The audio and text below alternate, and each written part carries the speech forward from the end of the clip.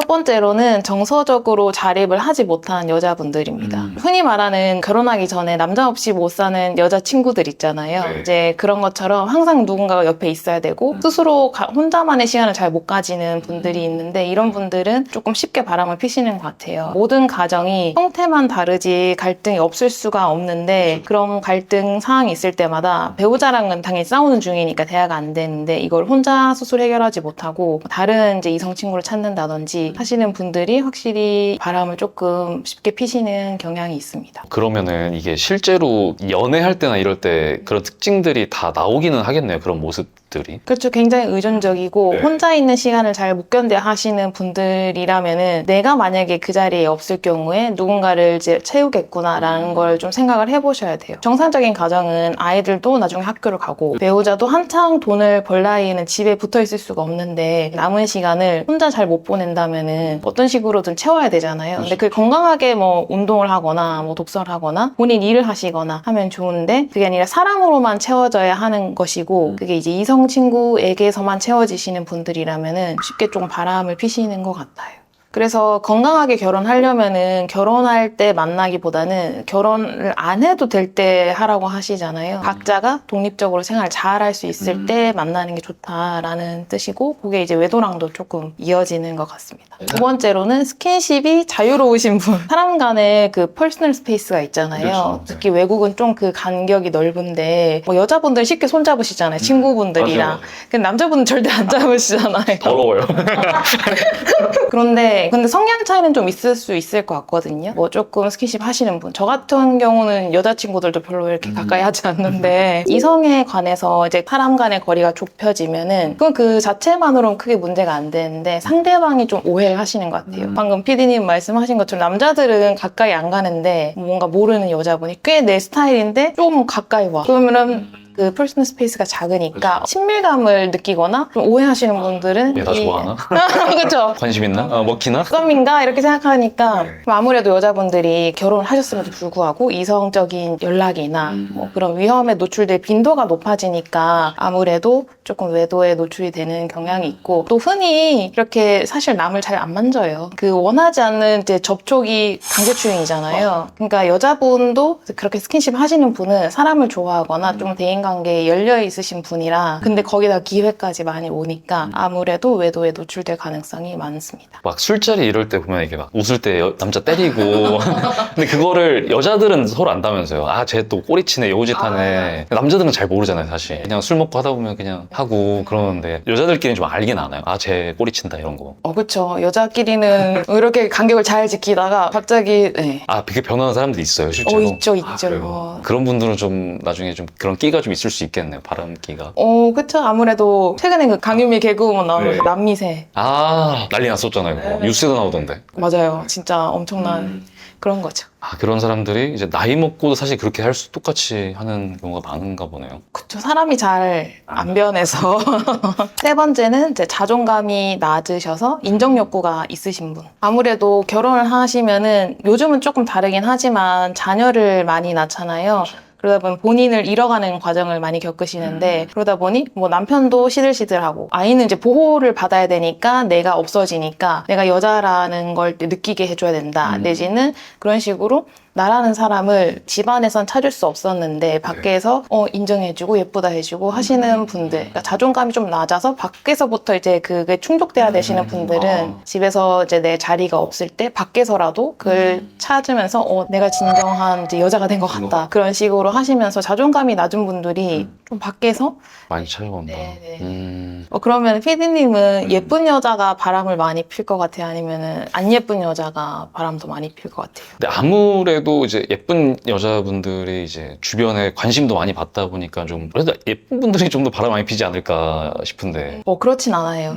사실 의뢰인분들도 많이 물어보시거든요. 남자분들이 오셔서 뭐 내가 좀 더 관리를 했으면 아니면은 내가 좀 더 뭐 잘생겼었으면은 배우자가 바람을 안 피지 않았을까 막 그런 식으로도 많이 우시고도 하는데 외모랑 사실 바람이랑은 상관이 없거든요. 그리고 오히려 본부인이 너무 막 우아하신데 그 상간녀는 너무 달라서 왜 이런 분을 두고 이 바람을 피실까라고 하는 케이스도 왕왕 있어요. 그래서 진짜 외모랑은 상관이 없고 오히려 예쁘신 분들이 예쁘다 하니까 오히려 외모에 조금 더 신경 쓰시는 분들이 많을 것 같아요. 그래서 경우에 따라서는 오히려 그런 말이 계속 들어야 하기 때문에 외도를 하시는 분들도 좀 있고, 좀 외모가 애초에 좋지 않다고 생각하니 열심히 살아서 단단하신 분들은 외도를 좀 덜 하실 수도 있고 해서 외모랑은 상관이 없구나. 네, 상관이 없는 것 같아요. 다 사람마다 다 다른 거고 그게 예쁘다고 바람 많이 피고 그런 건 절대로 아니고. 네 번째는 회피형의 성향이 있으신 여자분들입니다.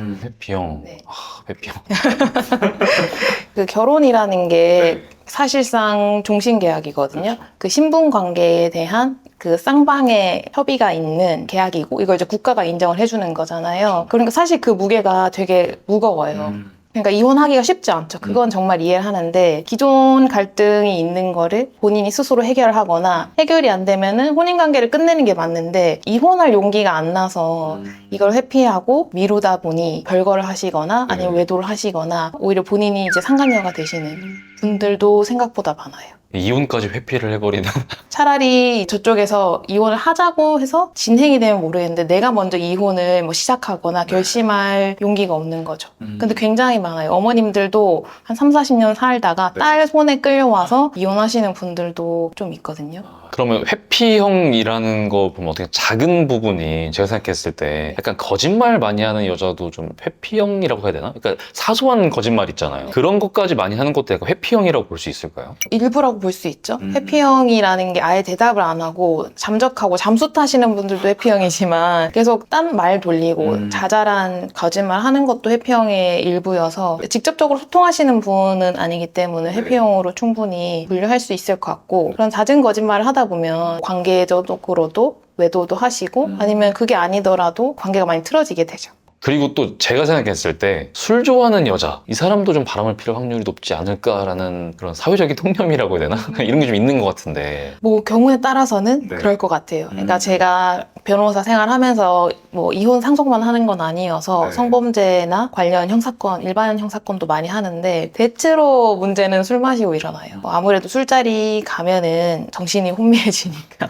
이성적인 판단을 못하는 경우도 있고 서로 오해해요. 약간 술 기운에 뭔가 기분이 좋으면은 이게 호감인 건지 내가 술을 마셔서 기분 좋은 건지 헷갈려서 아무래도 술자리에서 사건 사고가 많이 일어나는 만큼 그런 기회가 노출이 되면 부정행위도 충분히 일어날 수 있죠. 그냥 이건 갑자기 그냥 궁금해서 그러는데, 만약에 술자리를 갔다가 한쪽이 그냥 이미 유부녀, 유부남이었어요. 그러다가 하루라도 밤이라도 같이 하게 되면 그건 불륜으로 인정이 되나요? 그럼요. 무조건이에요, 그건.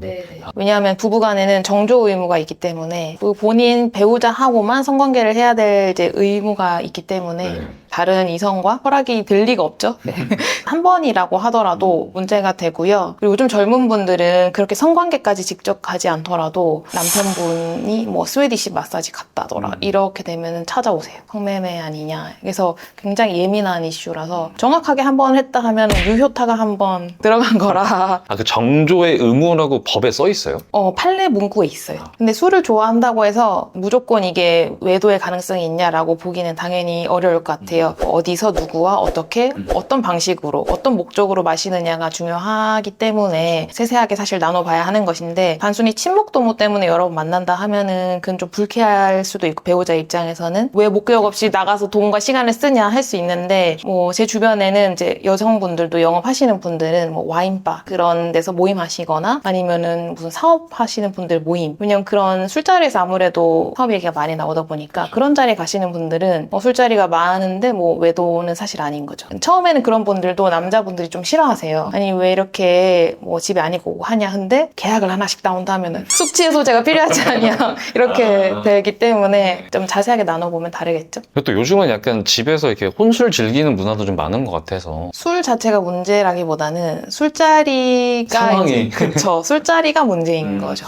많은 분들이 그 결혼을 굉장히 조금 쉽게 하는 경향이 있어요. 남들이 하니까 때 맞춰서 가고 뭔가 경제적으로 탄탄해 보이니까 하고 뭐 잘생겨서 하고 이런 경우가 있는데, 아까 말씀드린 것처럼 혼인 신고는 뭐 종신계약 이고 그리고 국가로부터 허가받은 거라서 결혼을 한 이후에 이혼하고 싶은데 못 하시는 분들한테 말씀드리거든요. 벗어나려면은 이혼하시거나 죽거나 두 개밖에 없다. 사별밖에 없는 거죠. 그쵸. 그러니까 결혼이라는 것의 무게가 가볍지 않기 때문에 선택하실 때 굉장히 신중하셔야 되는 게 맞고 오늘 말씀드린 특징들 그리고 상대방이 조금 결혼하기 전에 보이는 특징들이 분명히 있을 거예요. 전조 증상처럼 분명히 있을 건데 연애할 때 내가 지금 결혼이 급하니까 내지는 이만한 사람 다시는 못 만날 것 같아서 결혼하면 좀 나아지겠지 이런 생각을 하시면은 결국에는 법원을 오시는 경향이 있더라고요. 그래서 저를 안 만나시는 게 좋으니까 결혼하실 때는 좀 의심스러운 부분이 있다고 하면 충분히 시간을 좀 갖고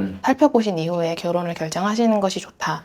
이혼보다는 파혼이 낫고 파혼보다는 헤어지는 게 낫다고 늘 말씀드립니다. 궁금한 점은 댓글 달아주시면 컨텐츠로 한번 만들어 보겠습니다. 지금까지 강현지 변호사였습니다.